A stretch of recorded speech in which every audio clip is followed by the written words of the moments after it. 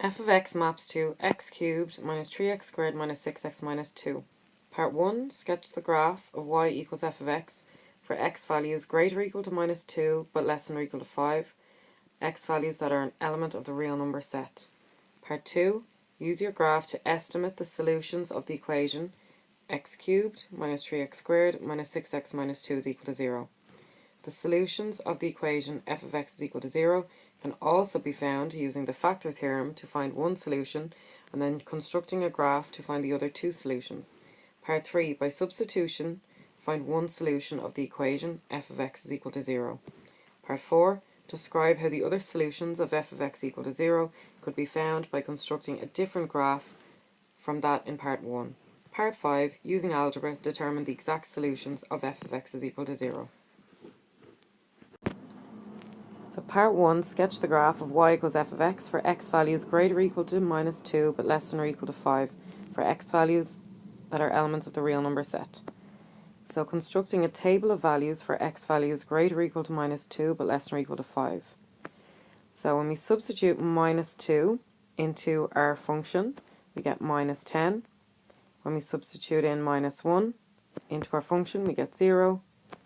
0, we get minus 2, 1, we get minus 10, 2, we get minus 18, 3, we get minus 20, 4, we get minus 10, and 5, we get 18.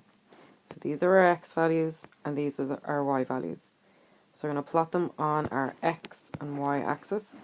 So we have minus 2 minus 10 is here, minus 1, 0 is here, 0 minus 2 is here, 1 minus 10 is here, 2 minus 18 is here, 3 minus 20 is here, 4 minus 10 is here, 5, 18 is here.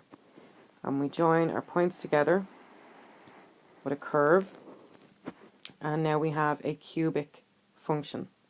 So we can see that it forms kind of like a sideways S shape.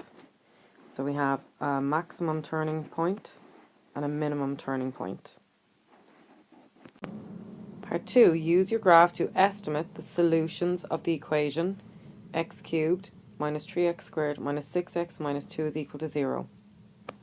So the solutions of the equation x cubed minus 3x squared minus 6x minus 2 is equal to 0, i.e. when f of x is equal to 0 or y is equal to 0, are the x coordinates of the points where the curve y equals f of x intersects the x-axis. So the solutions of the equation are the x coordinates where our graph intersects the x-axis. So this is the x-axis, and the points at which our graph crosses the x-axis are here, here, and here. So from the graph we estimate the solutions to be x equals minus 1, x equals minus 0.4, and x equals 4.4. Part 3, by substitution, find one solution of the equation f of x is equal to 0. So we always start off by subbing in 1 and then minus 1, 2 and minus 2, 3 and minus 3, and so on. But we always sub in factors of the constant at the end. So f of 1 is going to be 1 cubed minus 3 times 1 squared minus 6 times 1 minus 2, which gives us minus 10, which is not equal to 0.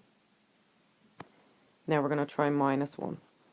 Minus 1 cubed minus 3 times minus 1 squared minus 6 times minus 1 minus 2 does equal to 0.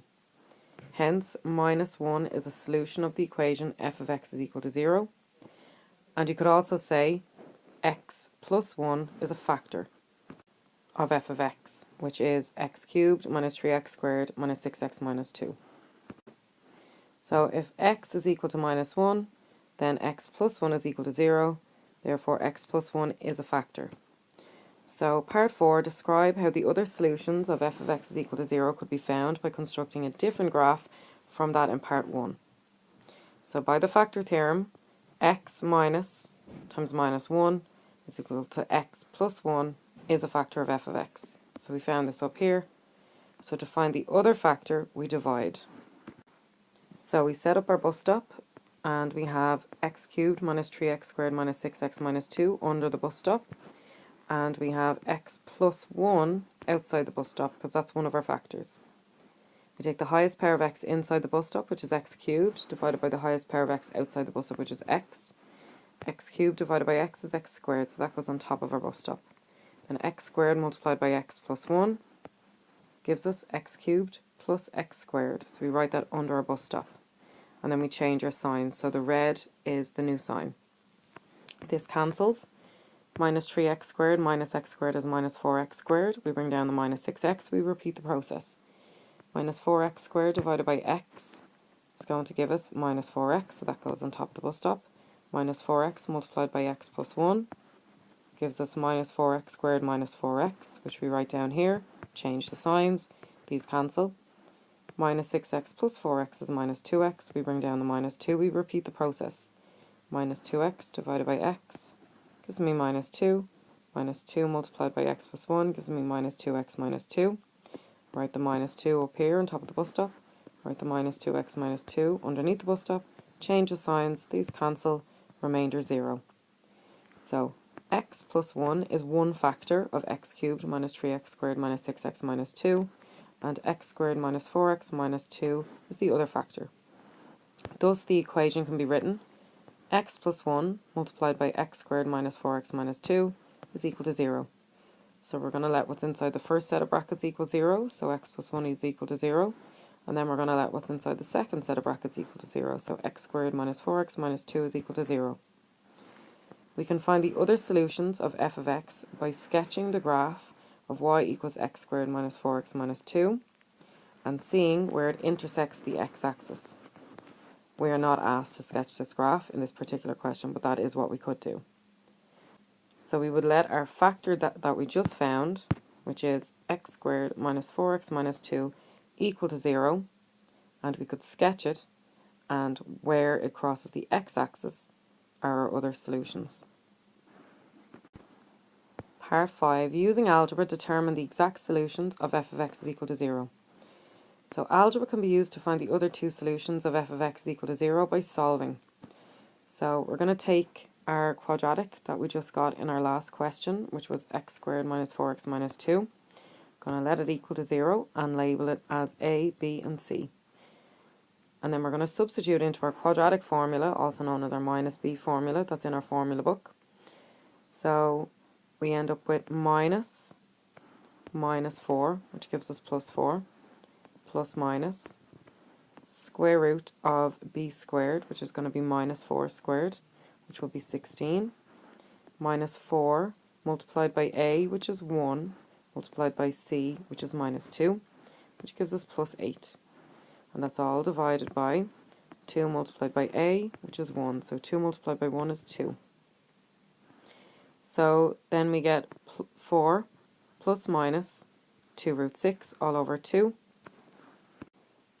because 16 plus 8 is 24, and the square root of 24 can be broken down to root 4 root 6, because 4 by 6 is 24, and the square root of 4 is 2. So we get 2 root 6, so that's where the 2 root 6 comes from there. So x is equal to 4 plus minus 2 root 6 over 2, and then we can simplify by dividing each term by 2. So 4 divided by 2 is 2, so we get 2 in front. 2 divided by 2 just cancels, so we're left with plus minus root 6, and 2 divided by 2 cancels, so we get 2 plus minus root 6. And putting this into the calculator, 2 plus root 6, and then 2 minus root 6, we end up with x is equal to minus 0.45 and 4.45. So these solutions are very close to the solutions that we estimated from our graph at the start. And remember also that the first solution is x equals minus 1. So we have three solutions: x equals minus 0.45, x equals 4.45, and x is equal to 1.